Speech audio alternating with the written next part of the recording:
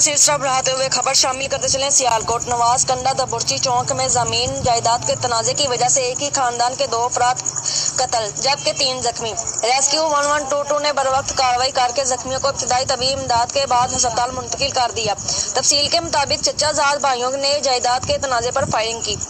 55 साल असगर वल्द मोहम्मद आलम सिद्रा बदरा और इसका 24 साल बेटा औरंगजेब मौका पर जहाँ बहक हो गए, जबकि 3 बेटे 31 साल वकास, 30 साल अफसर और 25 साल फाह शदीद जख्मी हो गए। रेस्क्यू 1122 ने जख्मी को इब्तिदाई तबीब इमदाद के सिविल अस्पताल मुंतकिल कर दिया, जबकि जहाँ बहक की लाशें भी अस्पताल मुंतकिल कर दी गई। रिपोर्ट कैमरामैन टीम के साथ काशिफ गुजर। जी।